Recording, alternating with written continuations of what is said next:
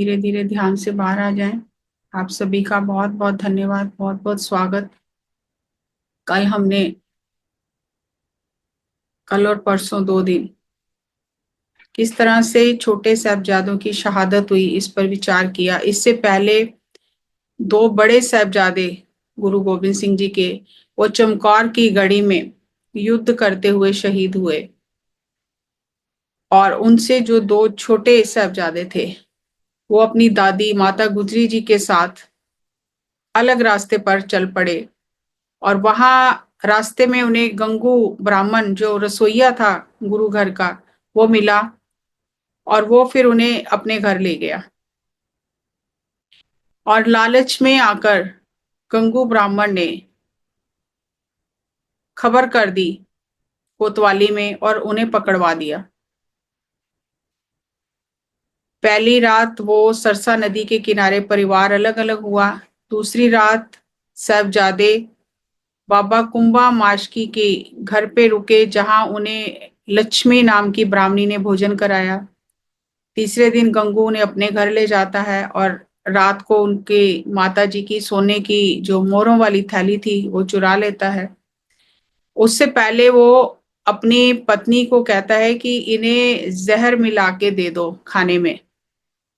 तो वो पत्नी उनकी कहती है कि ये पाप नहीं कर सकते। तो उनकी जो गंगू की माँ है वो भी कहती है कि तूने गुरु घर का नमक खाया है, ये पाप करके अपनी कुल को लाज ना लगा, ये पाप हम तेरे को नहीं करने देंगे। जब उसकी कोई भी पेश नहीं जाती तो फिर वो जाकर खबर कर देता है कि आप गुरु को ढूंढ रहे हो और उनके साहबजादे और उनकी माताजी मेरे पास हैं। तो उन्हें पकड़वा देता है। और जब सूबे के जो सिपा सलार है वो हथकड़ियां लगाकर माताजी को और साहबजादों को लेके जाते हैं, तो माताजी को तो आने वाला समय पता होता है कि अब क्या होगा। तो वो चलते चलते गंगू ब्राह्मण को कहती हैं कि लालच में आकर तूने जो ये काम किया है नहीं करना था, पैसे थैली चाहिए थी, लालच था तो मेरे से मांग लेता। तो जो तूने ये किया है, छोटे छोटे बच्चों को पकड़वाया है लालच में, तो तेरे को खालसा पंथ कभी माफ नहीं करेगा। लेकिन उसी ही पल वो रुक जाती हैं और वो कहती हैं कि मैं अपने शब्द वापस लेती हूँ, इसमें तेरा कोई दोष नहीं है, ये होनी ही है, ये होना ही है, ये तय है। तेरा गंगू कोई दोष नहीं है, ये कुदरत का हुक्म ही ऐसा है। और अगर तुझे सजा मिलेगी या तुझे, मैं कह रही हूँ, खालसा पंथ माफ नहीं करेगा, तो वो देखने के लिए मुझे वापस आना पड़ेगा। और मेरे पति कभी भी इस बात को स्वीकार नहीं करेंगे। तो मैं अपने शब्द वापस लेती हूँ, मैंने माफ किया। तो यहाँ पर कितनी गहराई की बात है कि आज हम क्षमा की बात करते हैं, फॉरगिवनेस की बात करते हैं, लेकिन उस समय माता गुजरी जी ने, जो होने वाला समय है वो भी पता है, जो हो रहा है वो भी देख रही हैं, और अपने शब्द उसी क्षण वापस ले लिए कि ये स्वीकार्य नहीं है। अगर तुझे सजा मिलेगी, तू अपने कर्मों का भोग भोगेगा, तो वो देखने के लिए मुझे वापस आना पड़ेगा, क्योंकि मेरे मुख से ये वचन निकले हैं। तो मैं अपने शब्द इसी समय वापस लेती हूँ और माफ करती हूँ।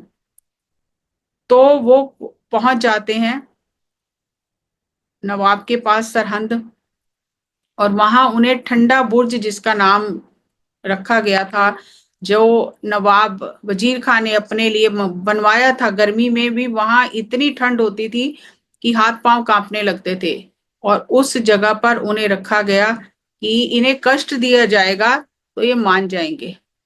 फिर पहले दिन जब उनकी पहली पेशी होती है तो उन्हें बहुत लालच दिए जाते हैं, प्यार से समझाया बुझाया जाता है। लेकिन जब वो देखते हैं कि ये नहीं मान रहे, फिर उन्हें वापस ठंडे बुर्ज में भेज दिया जाता है। दूसरी रात भी वो ठंडे बुर्ज में रहते हैं, कोई कपड़ा नहीं है।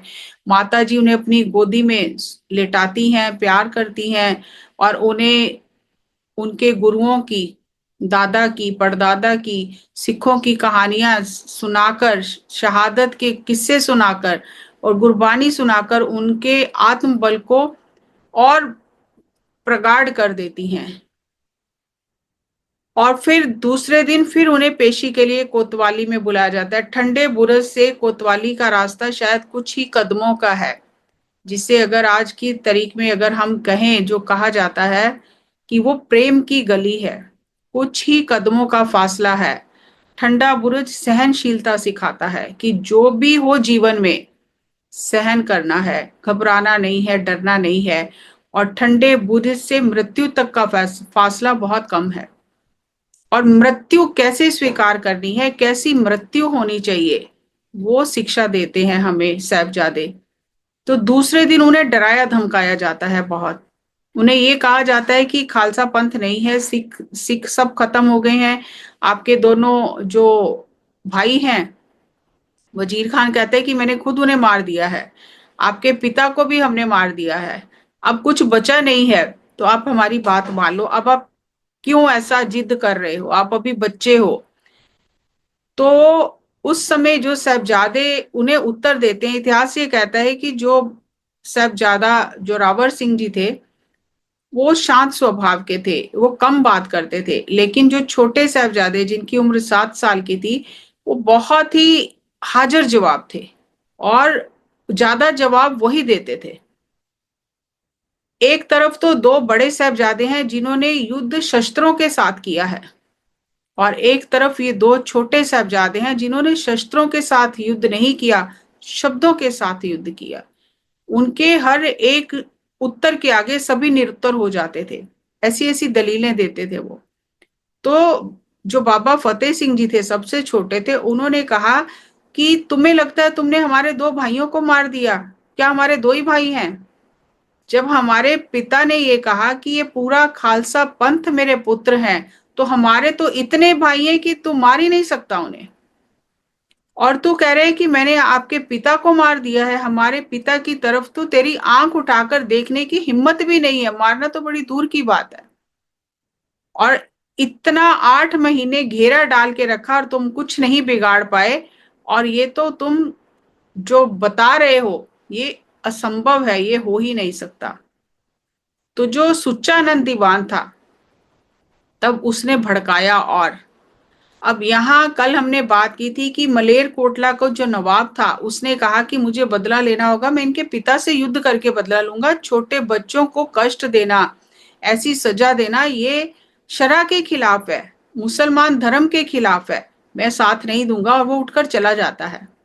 और यहाँ सुच्चानंद दीवान जो है, जो हिंदू है और जो जानता है गुरु गोविंद सिंह जी को, वो उकसाता है वजीर खान को कि इन्हें मार देना चाहिए, जड़ से ही खत्म कर देना चाहिए। तो उनको कहा जाता है कि अगर आपको छोड़ दिया जाए तो आप क्या करोगे?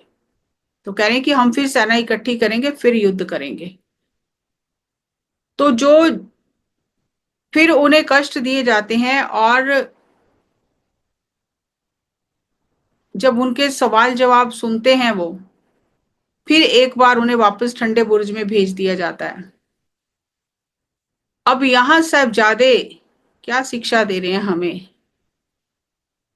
कि बुद्धि कैसी होनी चाहिए। सत्य और धर्म के अनुसार जिसकी बुद्धि होती है, आत्मबल जिसका इतना महान होता है, वही ऐसे सवाल जवाब कर सकता है, जिसे मृत्यु का भय ही नहीं है। वो कहते हैं मृत्यु क्या है, किसका डर दे रहा है हमें? मृत्यु का डर दे रहा है तो मरना तो एक दिन है ही, तो क्यों ना धर्म के लिए मरा जाए। तो जिसकी आंखों में कोई मृत्यु का डर नहीं है, जिसके हृदय में कोई मृत्यु का भय नहीं है, उसे मृत्यु क्या डराएगी?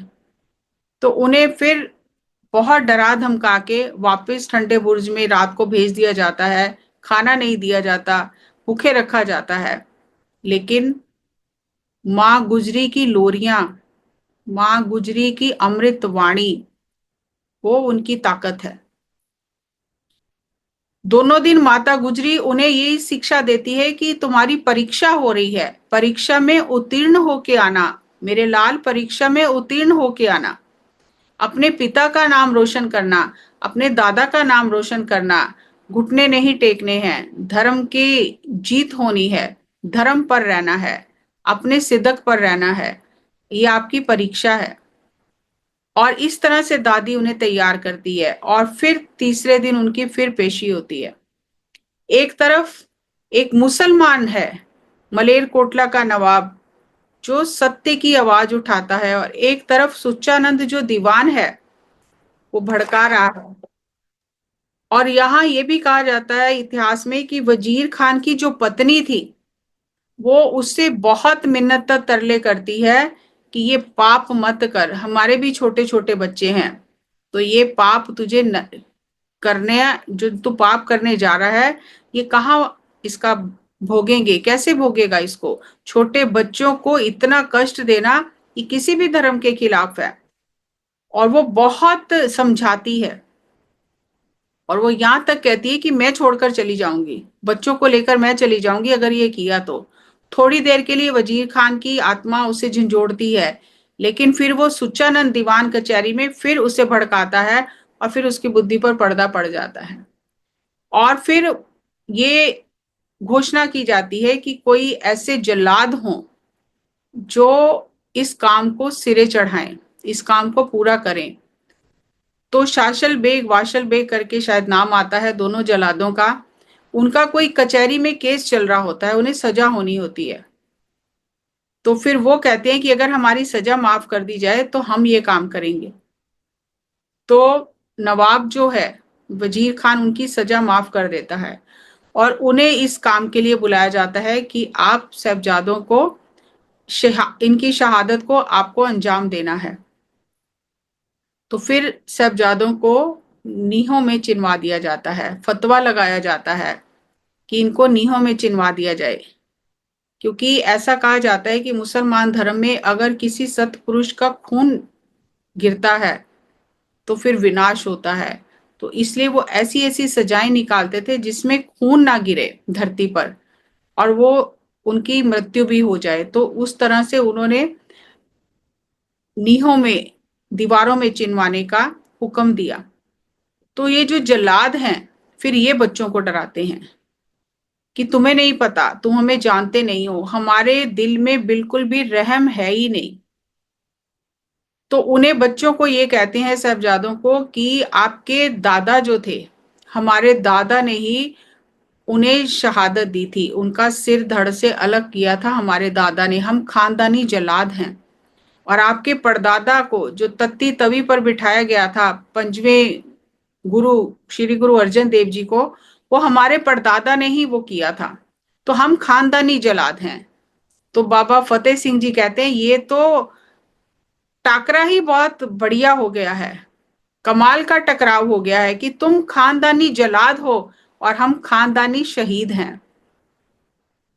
तो ये तो टाकरा ही बहुत बढ़िया हो गया है, तुम अपना काम करो, हम अपना काम करेंगे। तो बाबा फतेह सिंह जी जो थे, पहले ऐसे कम उम्र के साहबजादे हुए हैं जिन्होंने पाप की कचहरी में, जहां पर इतने अनर्थ होते थे, वजीर खान की कचहरी में झूठे मुकदमे चलाए जाते थे, गरीबों को सताया जाता था, उन्हें दंड दिया जाता था, उस पाप की कचहरी में सबसे पहले सत्य का नारा बाबा फतेह सिंह जी ने लगाया। कचहरी के अंदर जाते ही उन्होंने अपने जो जयकारा था, विजय घोष था, वाहिगुरु जी का खालसा, वाहिगुरु जी की फतेह, कि ये वाहिगुरु का खालसा है और फतेह भी वाहिगुरु की होगी। जब उन्हें वजीर खान को सलाम करने के लिए कहा गया, तो बाबा फतेह सिंह जी ने कहा कि हम सिर्फ अकाल के आगे सिर झुकाते हैं, जो व्यक्ति जो काल के अधीन है उसके आगे हमारा सिर नहीं झुकेगा। ये गुरु नानक की शिक्षा है, ये हमारे दादा की शिक्षा है, ये हमारे पिता की शिक्षा है। तुझे नहीं पता कि हमारी रगों में किसका खून दौड़ रहा है। तो इस तरह से बाबा फतेह सिंह जी जो थे, वो सवाल जवाब करते हैं बहुत। तो ऐसे संस्कार उन्हें दिए गए, ऐसी विचारधारा दी गई, क्योंकि जैसे विचार होते हैं वैसा ही जीवन होता है। संस्कार और विचार, उन्हीं से जीवन चलता है। संस्कार इतने महान हैं, विचार इतने महान हैं, इसीलिए दशमेश पिता ने संत सिपाही बनाया।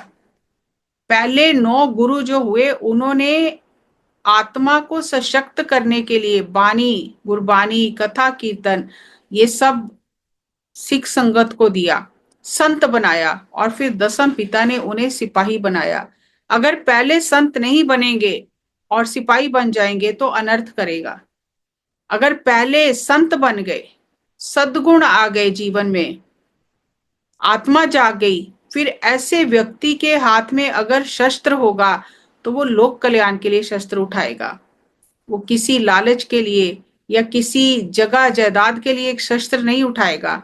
उसका शस्त्र भी उठेगा तो समाज के, मानवता के कल्याण के लिए उठेगा। इसीलिए पहले गुरुओं ने जो मेहनत की मानवता पर, मनुष्य जाति पर, उसके विचारों को बदला, उसके अंदर उसकी आत्मा को जगाया, आत्मा को सशक्त किया, फिर उसके हाथ में शस्त्र पकड़ाए। अब ये जो भी करेगा सही करेगा, लेकिन अगर संत नहीं बने और सिर्फ सिपाही बन गए तो फिर अनर्थ ही करेंगे। तो कहीं भी उम्र का तगाजा नहीं है कि उम्र कम है या ज्यादा है। बुद्धि जो विचारों के अनुसार है, संस्कारों के अनुसार है, अगर बुद्धि विवेकशील है तो हर फैसला सही होगा। अब इतने लालच देने के बाद, इतने डरावे देने के बाद भी वो झुका नहीं पाए, बच्चों को, साहबजादों को झुका नहीं पाए। और कितना दृढ़ विश्वास था उनका कि उन्होंने वजीर खान की झूठी बातों का भरोसा ही नहीं किया। अगर आत्मा इतनी सशक्त नहीं होती तो जरा सी बात सुनकर हम घबरा जाते हैं। उन्हें तो ये कहा गया कि आपके पिता ही नहीं रहे, आपके पूरे सिख जो हैं उन्हें मार दिया गया है, आपके भाइयों को मार दिया गया, अब किसके लिए आप युद्ध करोगे। लेकिन वो डरे नहीं, क्योंकि उन्होंने कहा कि हमें पता है ये तेरी बातों में कोई सच्चाई नहीं है, झूठ ही झूठ है। तो फिर वापस उन्हें भेज दिया जाता है। फिर सोचा जाता है कि अब इन्हें क्या दंड दिया जाए। तब जब उन्हें दीवारों में चिनवाया जाता है, तीसरे दिन फिर कोतवाली में उनकी पेशी होती है। तो तीसरे दिन माता गुजरी जी जब उन्हें तैयार करती हैं, अब यहाँ पर इतिहास ये कहता है कि पहले दिन जब वो कचहरी में गए, माता गुजरी जी ने उनके मुंह धुलाकर उन्हें तैयार करके भेजा, दस्तार सजाकर सिर पर, कि ये ताज है गुरु गोविंद सिंह जी का, इस ताज को झुकाना नहीं है, इसको ऊंचा ही रखना है। तो अगर जो संत है, जो सिख है, जो गुरु का सिख है, उसकी मृत्यु भी ऐसी होनी चाहिए शहंशाह की तरह। अब हम कहते हैं कि बच्चों के साथ पता नहीं कितना अन्याय हुआ, ये हम तरस खाते हैं, लेकिन हमें ये सीखना है कि माता गुजरी जी उन्हें मृत्यु के लिए भी तैयार करके भेज रही हैं।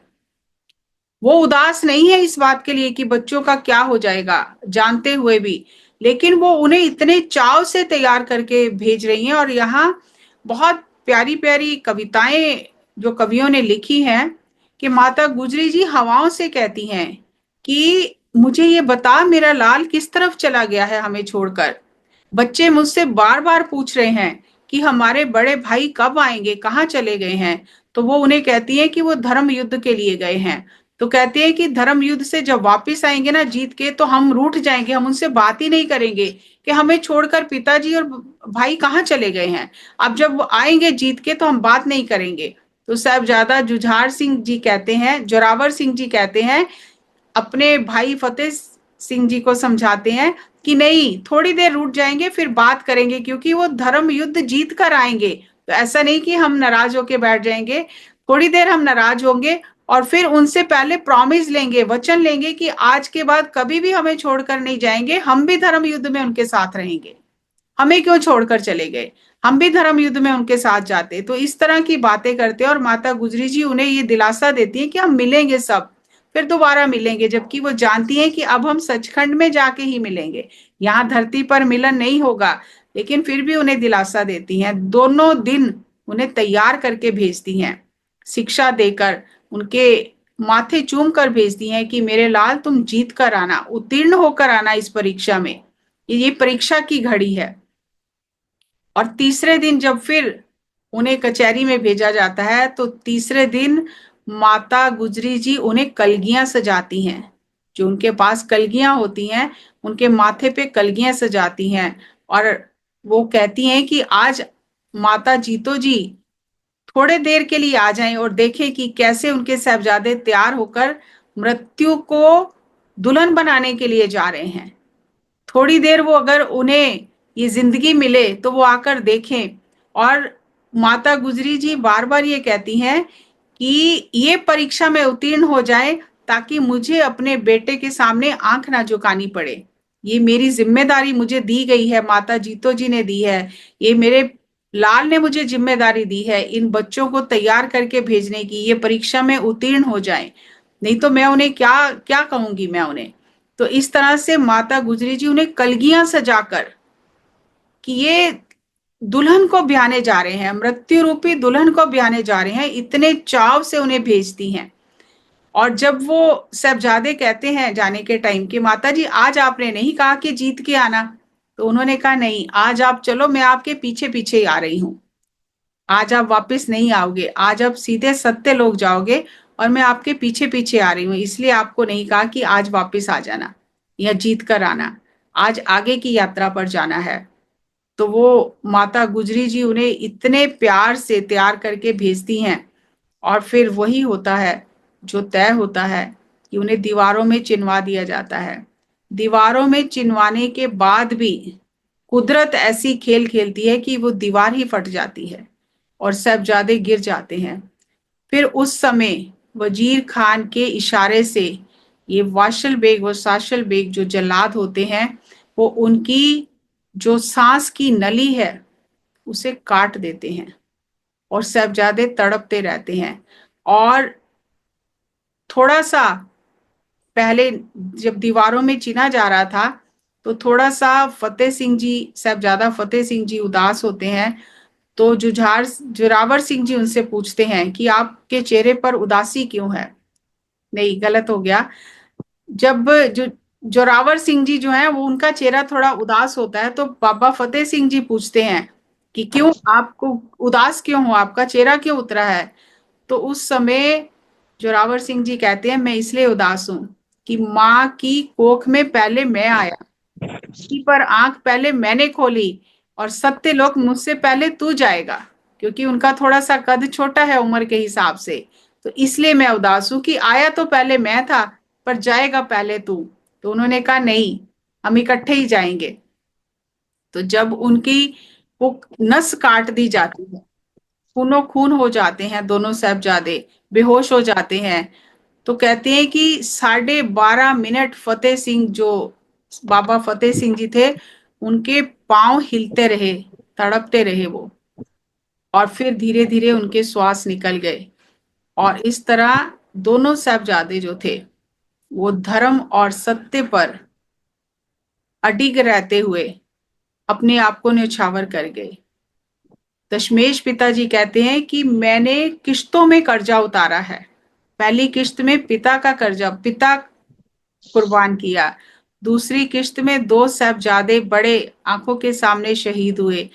तीसरी किश्त में दो छोटे साहबजादे गए, तो जिसकी वस्तु थी मैंने उसको सौंप दी। तो जब भाई दया सिंह जी ने कहा शहनशाह, तो उन्होंने कहा मुझे शहनशाह क्यों कह रहे हो, मैंने तो कर्जा किश्तों में उतारा है, एक बार नहीं उतारा है। तो कैसी कमाल की सोच दी है उन्होंने, कैसी कमाल की जिंदगी और मृत्यु को स्वीकार करने की कला से। और हम छोटी छोटी बातों से इतना डर जाते हैं कि सिर दर्द क्यों हो गया, इतने दिन हो गए, पेट दर्द क्यों हो रहा है, ये तकलीफ क्यों हो रही है, ये बीमारी क्यों हो रही है। हमें कैसा जीवन जीना सिखाया है कि मृत्यु से भी नहीं डरना, और हम छोटी छोटी चीजों पे डरते हैं कि किसी ने टोटका कर दिया होगा, नजर लग गई होगी, इसलिए हमारी तकलीफ हो रही है। आज भी किसी ने मुझे मैसेज किया कि मेरे को 5-6 साल हो गए हैं ध्यान करते हुए, अभी तक विचार बहुत आ रहे हैं, मैं क्या करूं। विचार तो हमने इकट्ठे किए हैं, आ नहीं रहे, वो तो जा रहे हैं, तो हम उन्हें जाने भी देना नहीं चाहते। तो ना समझी में हम हर छोटी छोटी बात से डर जाते हैं, लेकिन हमें तो ये सिखाया गया कि मृत्यु से भी नहीं डरना। मृत्यु भी अगर सामने खड़ी है तो एक शहंशाह की तरह, एक राजा की तरह मृत्यु को स्वीकार करना है, हंसते हंसते गले लगाना है, रोना नहीं है।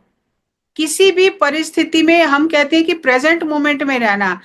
अगर हम थोड़ा सा गहराई से सोचें तो प्रेजेंट मोमेंट को कैसे एंजॉय करना है, हमें लगता है खुशियां होगी तो एंजॉय करेंगे, लेकिन अगर हम इतिहास देखते हैं, ये साहबजादों का, माता गुजरी जी का जीवन देखते हैं, तो वो तो पल पल उत्सव मना रहे हैं, वो मृत्यु को भी उत्सव की तरह मना रहे हैं, तैयार करके कलगियां लगा के भेज रहे हैं बच्चों को कि इन्हें सत्य लोक जाना है।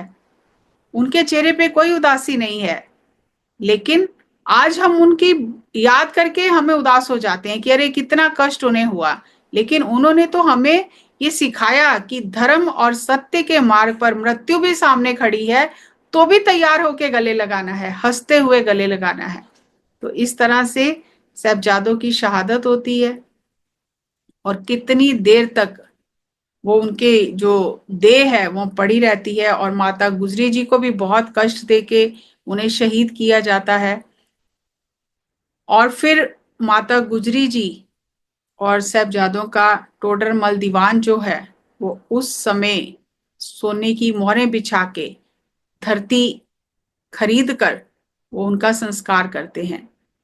और कहते हैं कि एक शेर पूरे 24 घंटे वो उनके शरीर की रक्षा करता है। वहां पर भी आज गुरुद्वारा है बिबानगढ़, वहां पर उनके शरीर की रक्षा करता है। तो जाना तो सभी ने है, किसी ने भी यहाँ रहना नहीं है। लेकिन जो सत्य के साथ जीते हैं, धर्म के साथ जीते हैं, फिर उनकी गाथाएं गाई जाती हैं, फिर वो दूसरों के लिए प्रेरणा बन जाते हैं। एक कविता है, मैं गा तो नहीं रही हूँ, वैसे ही आपको सुना देती हूँ जितनी मुझे याद है। पहले तो बहुत गाते थे। कोई पुੱਛ रहे दशमेश कोलों, ओ किथे राज दुलारे ने, अज सुन्निया सुन्ना वेड़ा ए, बेरंगे फुੱਲ हजारा ने। दशमेश पिता जी कहंदे ने, मैं सुरखरू होया ते आया, मैनू दियो ਵਧਾਈਆਂ हस हस के, जिदे सी मैं ओनू दे आया। ਇੱਕ ਜੋੜਾ ਜੰਗ ਵਿੱਚ ਦਿੱਤਾ ਏ, ਉਹ ਅੱਖਾਂ ਅੱਗੇ ਨਜ਼ਾਰੇ ਨੇ, ਹਾਂ ਨਿੱਕਿਆਂ ਨਿੱਕਿਆਂ ਤੀਰਾਂ ਨੇ, ਕਈ ਵੱਡੇ ਵੱਡੇ ਮਾਰੇ ਨੇ। ਮੇਰੇ ਨਿੱਕੇ ਜੇ ਢੋਲ ਸਿਪਾਹੀਆਂ ਨੇ, ਮੇਰੀ ਰੱਖ ਲਈ ਸਰਦਾਰੀ ਏ। ਇਹਨਾਂ ਪੁੱਤਰਾਂ ਨਾਲੋਂ ਸੱਚ ਪੁੱਛੋ, ਮੈਨੂੰ ਸਿੱਖੀ ਬੜੀ ਪਿਆਰੀ ਏ। ਇੱਕ ਜੋੜਾ ਚਿਣ ਕੇ ਨੀਹਾਂ ਵਿੱਚ ਸਿੱਖੀ ਦਾ ਮਹਿਲ ਬਣਾਇਆ ਏ, ਤੇ ਕੋਮਲ ਕੋਮਲ ਗੇਲਿਆਂ ਦਾ ਉਸ ਉੱਤੇ ਛੱਤ ਟਿਕਾਇਆ ਏ। ਉਸ ਉੱਤੇ ਝੰਡੇ ਝੂਲਣਗੇ ਮਾਸੂਮਾਂ ਦੀ ਕੁਰਬਾਨੀ ਦੇ, ਸਿੱਖੀ ਦਾ ਬਾਗ ਲਹਿਰਾਏਗਾ ਜਦ ਆਣਗੇ ਦਿਨ ਜਵਾਨੀ ਦੇ। ਸੌਦਾ ਕੀਤਾ ਏ ਖੱਟੀ ਦਾ, ਕੀ ਕਰਨਾ ਏ ਹੋਰ ਵਿਹਾਰਾਂ ਨੇ, ਮੈਂ ਦਿੱਤੇ 4 ਦੁਲਾਰੇ ਨੇ, ਤੇ ਲਿੱਤੇ ਕਈ ਹਜ਼ਾਰਾਂ ਨੇ। इन पुत्रन के शीस पर वार दिए सुत 4, 4 गए तो क्या हुआ, जीवत कई हजार। इन पुत्रन के शीस पर वार दिए सुत 4, 4 मुए तो क्या हुआ, जीवत कई हजार। कितनी सुंदर कवि की कलम से ये कविताएं निकली हैं। तो एक मुसलमान फकीर हुआ है अल्लाह यार खान, जोगी अल्लाह यार खान। वो गुरु गोविंद सिंह जी के इस सब जाने के बाद शायद 100 साल बाद वो फकीर हुआ है, और उसने अपनी दिव्य दृष्टि से ये पूरे नजारे देखे हैं और फिर उनको कलमबद्ध किया है। जैसे किसी के आंखों के सामने, जैसे महाभारत के समय संजय को वो दिव्य दृष्टि प्राप्त हुई, तो वो धृतराष्ट्र को एक एक पल पल की क्या हो रहा है वो उसका चित्रण करके दिखाता था। इसी तरह से जोगी अल्लाह यार खान ने पूरे दशमेश पिता किस तरह किला छोड़ा, क्या क्या हुआ, कैसे साहबजादों की शहादत हुई, कैसे छोटे साहबजादों की शहादत हुई, पूरा वो कविताएं लिखी हैं उन्होंने। तो उन्हें मुसलमानों ने ये कहा कि तुम मुसलमान होके इस गुरु गोविंद सिंह जी की उपमा में क्या लिख रहे हो। तो वो कह रहे मैं तो कुछ लिख ही नहीं सकता, मेरी शब्द ही नहीं है, मेरी कलम में वो ताकत ही नहीं है, मैं गुरु गोविंद सिंह जी के व्यक्तित्व को लिखूं। तो उन्होंने कहा कि तुम काफर की उस्तत लिख रहे हो। मुसलमानों में जो दूसरे लोग हैं उन्हें काफर कहा जाता है, तो काफर की तुम उस्तत लिख रहे हो, हम तुम्हें मुसलमान धर्म से अलग करते हैं। तो उसको अलग कर दिया गया। उसे कहा कि तुम मोहम्मद, पीर मोहम्मद की तारीफ लिखो, तुम गुरु गोविंद सिंह जी की इतनी तारीफ लिख रहे हो। तो उसने कहा जो मुझे दिखाई दे रहा है मैं वही लिख रहा हूं। तो उन्होंने उसे अलग कर दिया। और आखिर तक उसको वो कोशिश करते रहे कि वो मान जाए इस बात के लिए। तो उन्होंने कहा कि तुमने एक काफिर की उस्तत लिखी है तो तुम्हें तो दोजक में जगह मिलेगी। तो उन्होंने कहा आपको लगता है मुझे दोजक में जगह मिलेगी, लेकिन मुझे तो दिख रहा है कि गुरु गोविंद सिंह जी बाहें पसार कर मुझे अपने गले लगाने के लिए खड़े हैं। मैं शरीर छोड़कर उनके आगोश में चला जाऊंगा, मुझे मृत्यु का कोई डर नहीं है। तो सारा जीवन वो इतना विरोध उसका होता रहा, लेकिन वो गुरु गोविंद सिंह जी की उस्तत में कविताएं एक एक पल कैसे कैसे हुआ उस समय का चित्रण वो करता रहा, और आज उसकी रचना को गुरुद्वारों में गाया जाता है, सुनाया जाता है, ऑथेंटिक माना जाता है।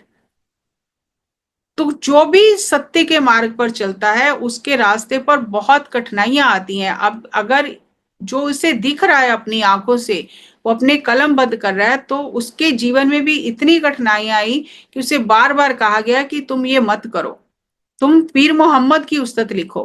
तो उसने कहा नहीं, मैं गुरु गोविंद सिंह जी की उस्तत लिखूंगा, और मैं इस शरीर को छोड़ने के बाद मुझे पता है कि वो बाहें पसार कर मुझे अपने गले से लगा लेंगे। तो सत्य का मार्ग किसी के लिए भी आसान नहीं है, विरोध होता है, कष्ट दिए जाते हैं। इसी तरह से आत्मा परिपक्व होकर एक मुक्त आत्मा बन जाती है, परमात्मा बन जाती है, क्योंकि परमात्मा को तो कोई डर नहीं है। जब आत्मा में परमात्मा के गुण आ जाते हैं फिर उसको बार बार धरती पर आने की जरूरत नहीं होती। ये हर किसी के पाठ्यक्रम का हिस्सा है।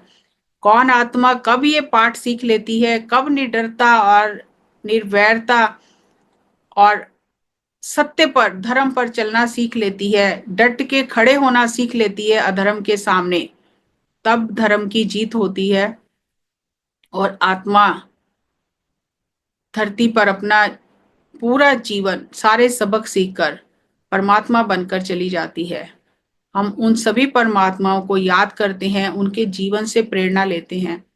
तो जो भी मुझे याद आया, समझ आया, मैंने आपके साथ शेयर किया।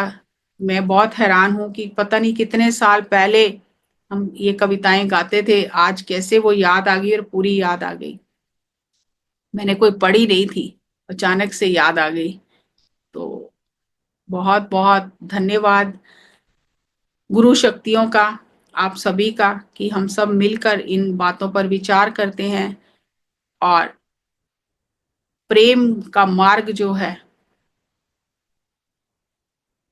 उसमें दो के लिए जगह नहीं है, एक के लिए जगह है। या तो गुरु से प्रेम है या संसार से प्रेम है, दोनों इकट्ठे नहीं रह सकते। ऐसा नहीं कि गुरु से प्रेम है तो संसार छूट जाएगा। संसार में रहते हुए अंदर गुरु से प्रेम हो तो बाकी सब चीजें छोटी नजर आएंगी। लेकिन अगर गुरु से प्रेम नहीं है तो फिर धन दौलत परिवार ये सब चीजें बड़ी नजर आएंगी। तो हमारे ऊपर है कि हम गुरु से प्रेम करना चाहते हैं या झूठे संसार से प्रेम करना चाहते हैं। दोनों मार्ग हमारे लिए खुले हैं, जैसी इच्छा वैसा कर सकते हैं। सो आप सभी का बहुत बहुत धन्यवाद। मेरे तो शब्द ही खत्म हो गए मुझे तो। बहुत ज्यादा मैं भी ना, मतलब इस समय इमोशनल हूँ ये सारा कुछ सुनकर। और जब आपने कहा कि श्री गुरु गोविंद सिंह ने संत सिपाही बनाए, मुझे पत्री सर की बात याद आ रही है कि पत्री सर के हमको यही बताते कि पहले ध्यानी बनो फिर पॉलिटिशियन बनो, पहले ध्यानी बनो फिर सिपाही बनो, पहले ध्यानी बनना जरूरी है फिर कुछ और बनो। क्योंकि जो ध्यानी बन जाएगा, जो संत बन जाएगा एक बार, फिर वो गृहस्थ में रहे या जंगल में चला जाए, वो उसके लिए सब कुछ समान है। गृहस्थ भी जंगल है और जंगल भी गृहस्थ है। फिर आपके अंदर कोई डिफरेंशिएशन नहीं रहेगा, आप ड्यूअल पर्सनैलिटी नहीं जी पाओगे जब आप एक संत बन जाओगे। और संत कौन होता है? जो सत्य के साथ रहता है, और सत्य के साथ एक ध्यानी ही रह पाता है, प्रेमी ही रह पाता है। तो बहुत सुंदर आज इन्होंने जब वो बाबा फतेह सिंह जी के बारे में बताया कि इतना सा बच्चा, आप देखिए उसके अंदर कितनी परिपक्वता थी। इतना छोटा बच्चा, और कौन सामने आप, मतलब हम सोचते हैं कि 10 साल का बच्चा, हमारा 20 साल का बच्चा भी अपने पिता को जवाब कैसे दे रहा है, बड़ों को जवाब कैसे दे रहा है। वो डरावना जो थे, उनके आगे भी वो डरा नहीं। स्थिति क्या है इस समय उनकी, परिस्थिति क्या है कि किसी भी समय वो एक तीर चला दें, या चाकू से काट दें, या तलवार से काट दें, 5 सेकंड का खेल है। फिर भी वो नहीं डरे, वो अपना सत्य बताते ही रहे और सत्य के साथ अडिग रहे। उन्हें पता है कि हमारे गुरु पिता को कोई छू ही नहीं सकता। कितना दृढ़ विश्वास। हम लोगों का विश्वास देखिए कितनी जल्दी हिल जाता है,